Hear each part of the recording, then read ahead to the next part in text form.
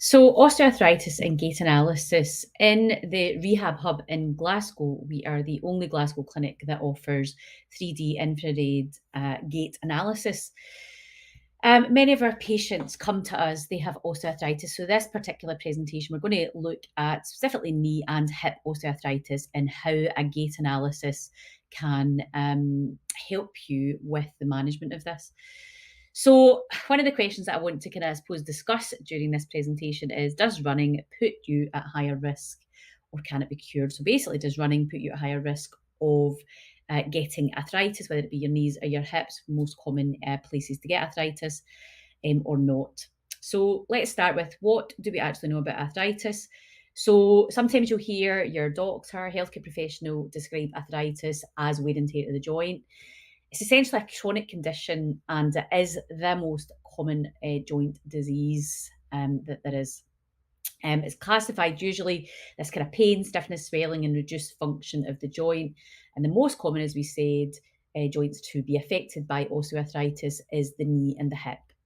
And according to some study in 2013, it's estimated about 8 million people in the UK have osteoarthritis. However, that is probably an underestimate based on where we are now, nearly 10 years later, and also the fact that we're all getting bigger and obesity is a major risk factor for osteoarthritis.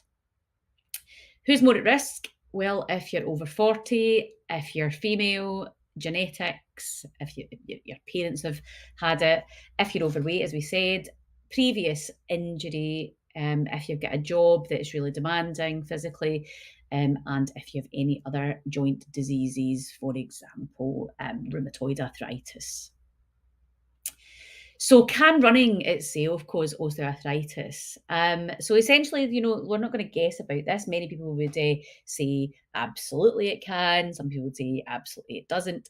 But let's look at what the literature says. And in a study in 2016, it looked at the role of running in the development of knee osteoarthritis.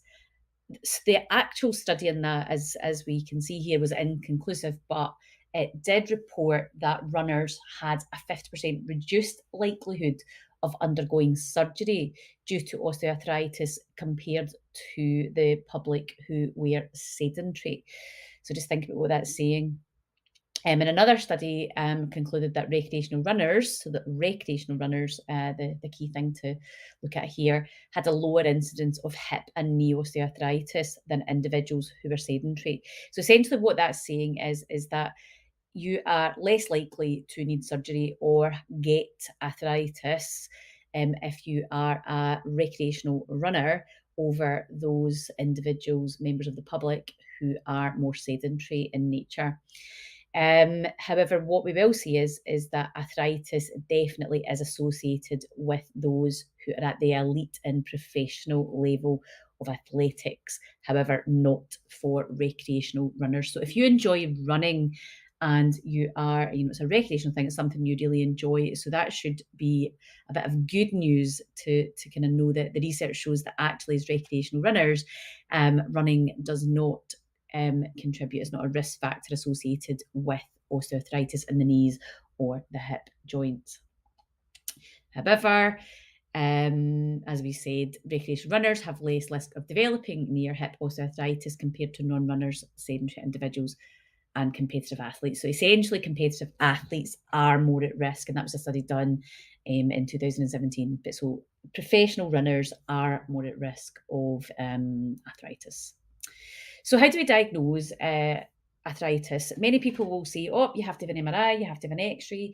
Actually, you don't need that to get a diagnosis. If you were seeing if you even got to see an orthopedic surgeon, they literally would just do an inversion test. They would lift your leg up, you lie down the table, lift your leg up and move your hip in a particular way, inversion.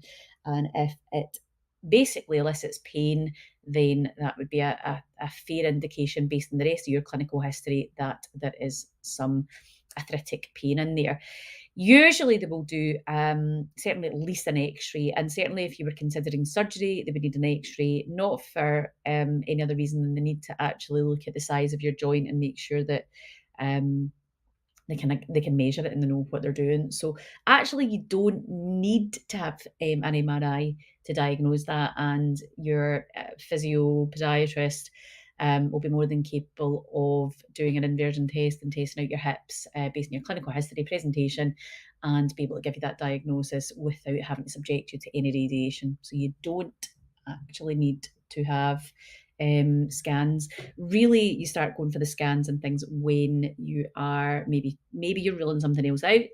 If there's some other clinical presentations there that need to be considered, or if you are considering surgery or other maybe invasive things that you want to do, then that would be when you would be looking at getting imaging. Unfortunately, you can't cure it. It isn't curable. There is no cure for osteoarthritis, but there's loads you can do to reduce the pain. Now, I myself, I've had a hip replacement. I used to run the Scottish running team as a professional runner. So I have a new hip. And there are things you can do. It is awful. Arthritis is not fun.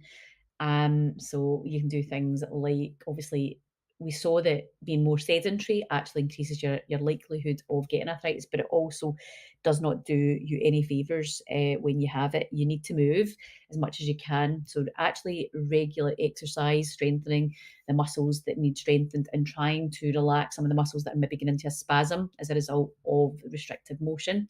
Reducing the amount of load and the stress that's going through the joints. Obviously, weight, if you lose some weight, that will also help.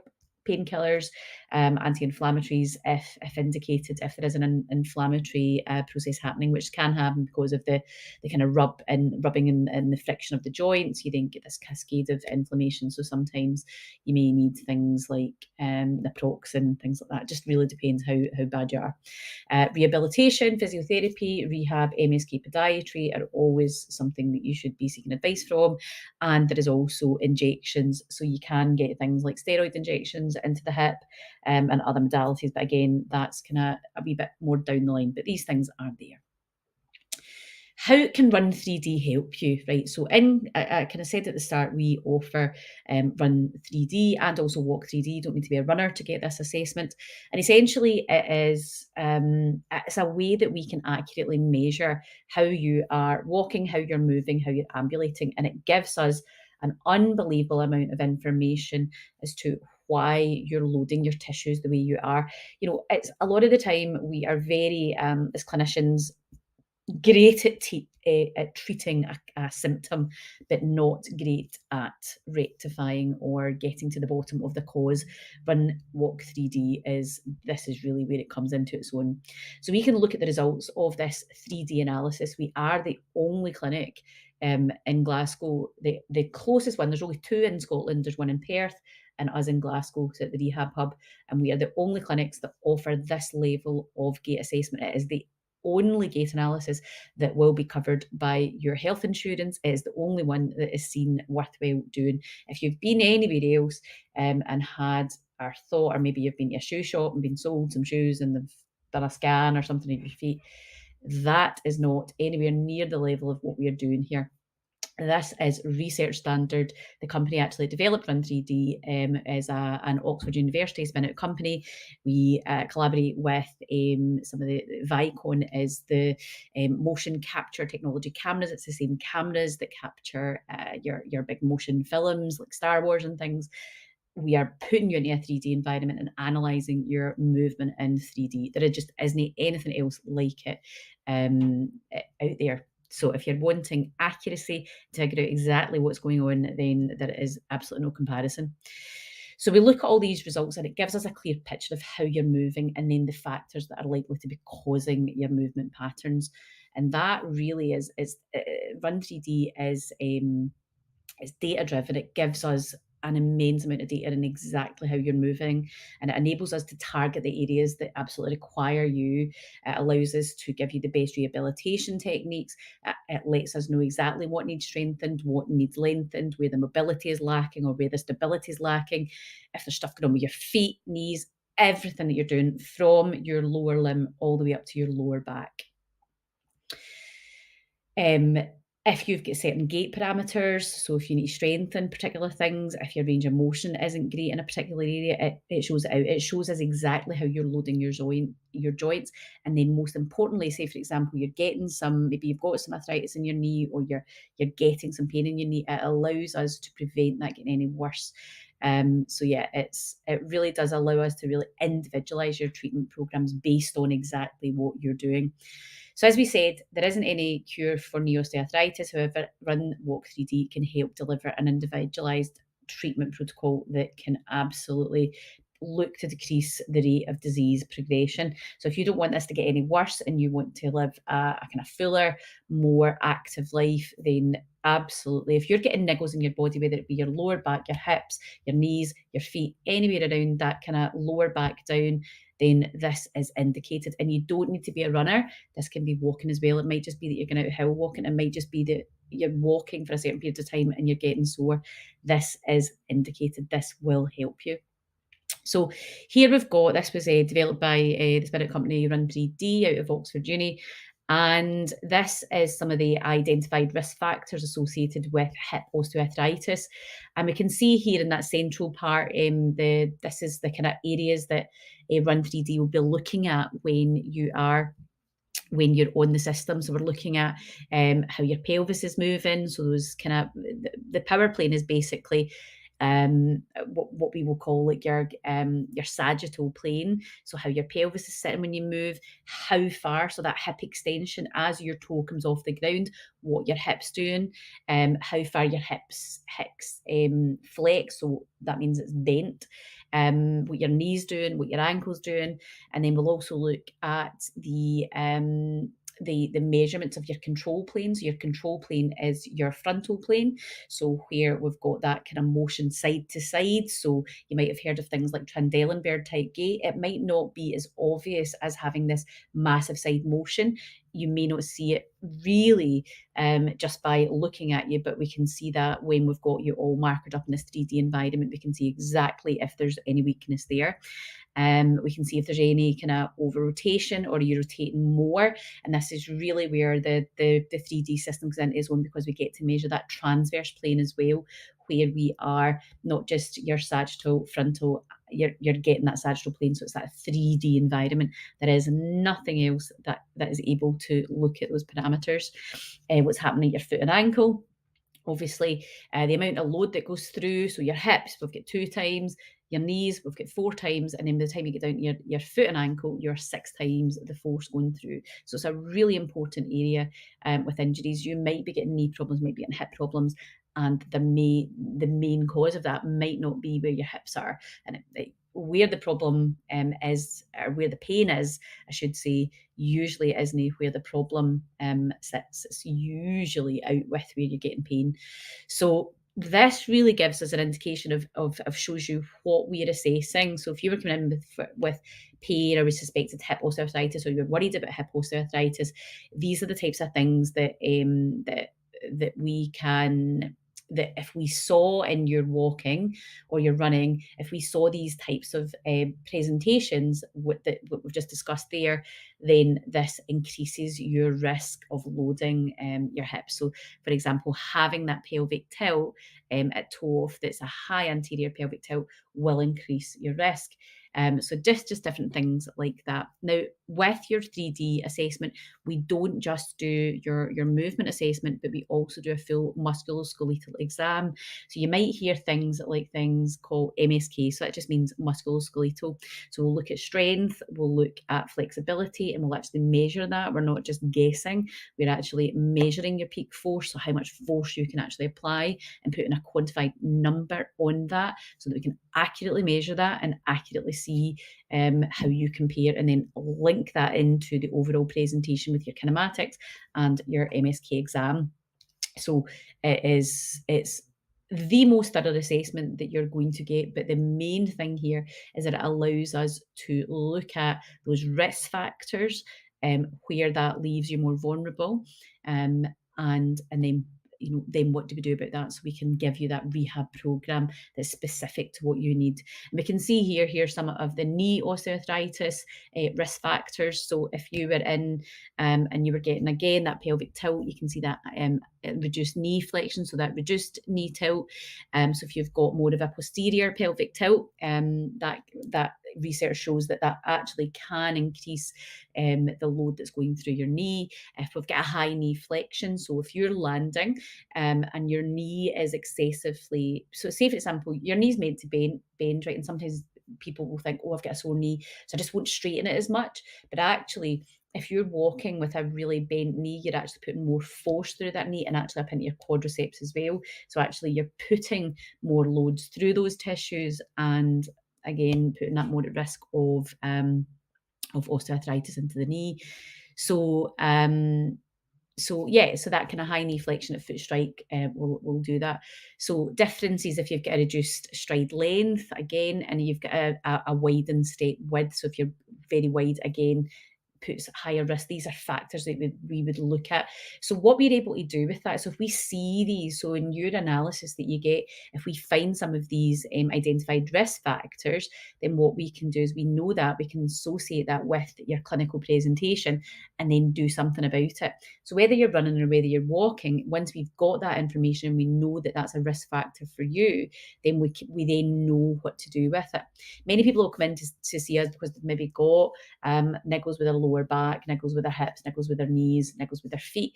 So when we assess that, it then allows us to then look at and go, right, okay, we need to change this, or we need to offload this tissue because this will help us reduce the likelihood of you developing or worsening your disease process from your osteoarthritis. So what happens basically once you've done your gait analysis and your MSK testing with us at our Run 3D clinic, because this is a case study that Run 3D did. So essentially, this is to give you an idea of what happens during this. So this was a knee case study. So basically they did the walking analysis. It wasn't a walking analysis, and they did a full assessment. So they did the musculoskeletal assessment as well. So you imagine they're all markered up with their Run 3D stuff on. They've done their walking analysis and they're also their MSK. And essentially what was shown was, out of those previous risk factors that I've just shown you, this particular patient had 5 of the 11 risk factors for knee osteoarthritis. And a further 3 of them were shown to be really kind of either up on that kind of borderline of the affected side. So it was really kind of hitting the nail. It was just to show how accurate this system is. In addition, 5 of the 9 MSK assessments, so the strength and flexibility risk factors, indicated that they were 2 and the other one was borderline lower than the affected side. So if these weren't measured, we wouldn't know this, right? We wouldn't know that, there was a particular weakness on a particular side. Some of these kind of things can be quite insidious that you don't know. A lot of the time when we are assessing patients, they're really surprised at certain findings that come out is not what they were expecting. So essentially the results of that assessment with the information that the patient gave and this crib sheet allowed us to basically identify the biomechanical patterns associated with that patient's condition and allow them to get an absolute individual treatment plan. So an example is the reduced range of motion of the quadriceps, so the muscles at the front of your thighs, hamstrings and ankle dorsiflexion. We know that that's all associated with knee osteoarthritis. However, the results of the walking assessment revealed that this patient had good hamstring range of movement, enabling us to eliminate hamstring flexibility from the treatment plan and focus to stay instead on the things that matter. So essentially, a lot of the time you'll maybe go and be analysed or tested, and what was found here was what would normally be given to you in a normal clinical exam wouldn't be the main areas that you'd need to work on. So you'd be wasting your time doing rehabilitation on the stuff that actually you don't need to work on. Does that make sense? So the system allows us to accurately pinpoint where we need to focus down on. It gives us that information. Honestly, it's like an MRI for your body, your movement. Now, we can't cure osteoarthritis, but there is loads that can be done in terms of conservative rehab. So I myself have had to have hip surgery, but not to, I rehabbed all the way through it. I was back at work 3 weeks after actually a full hip replacement. I was ready for it. I was strong. It's a brutal surgery. It's not something I would wish on anybody, but my recovery was great. I've got another patient just now that I'm working in. This particular patient, she is going to need a replacement, but we have managed to keep her off the surgeon's table, pain less pretty much. She's not been on any medication. She's not needed any medication. So that's where we want to be for the last 4 years. So we've managed to just maintain her. Now, we'll just see how that goes. But she's fully aware that the likelihood is that she will end up needing a hip replacement at some point. But so far, 4 years down the line, she's still not on any major painkillers and she's managing fine. And this is just a little bit of proof. So the scientific literature suggests that 11 of the kinematic parameters and the 9 of the strength and flexibility parameters that we measure with Run3D are associated with or commonly seen in patients with knee osteoarthritis. So these are the things that we're measuring. So if you have got or know anybody that has and is struggling with osteoarthritis in the hips and the knees or down the ankle and the feet as well, then this is for them. This is just to give you an example of what our reports look like for us. So when we get this, the results are basically cross-referenced off the report that comes out of Run3D, and then we've got the crib sheets that Oxford Uni that we showed you. If I just jump back to that presentation, so these crib sheets here that the guys at Run3D and Oxford University pulled together for us, and we can see here that the risk factors are absolutely bang up to date and show that the parameters that we're measuring are risk factors associated with osteoarthritis. So Run3D really, if you are in pain, people will often say, SJ, who's this for? Why? What's it going to do for me?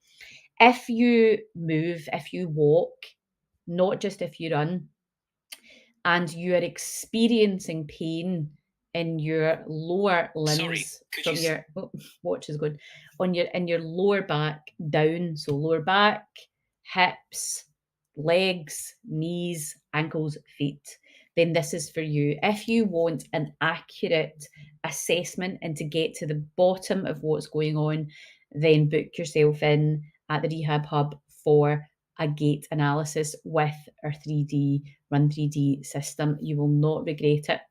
The system, when you come in, you are all markered up. You have on like a whole all these markers all around your body. You're in a 3D environment. You're pulled into that 3D environment, and we analyze you, whether you're walking or whether you're running. It doesn't matter, whatever your thing, what you need assessed in, and your full musculoskeletal assessment as well. From there, we then interpret those results. You get a copy of all of that. You get a full report of findings. So if you're working with any other physiotherapist or podiatrist or personal trainer or any other rehab specialist, then we are able to send them and give you your results so that they then know what they're working on you with. If you want us to rehab you, that's also something we can do. But we also provide you with an at-home rehabilitation program that you will be able to do even if you don't come back in and see us or any other healthcare professional again. You will still have, 1, that information, and 2, the appropriate rehabilitation that you need. So I'll just leave it with the references of what was referenced throughout this presentation. If you have any questions, don't hesitate to get in touch. I've put with this video all the details of our Run3D system, how you would book, and maybe we'll get to analyze you and your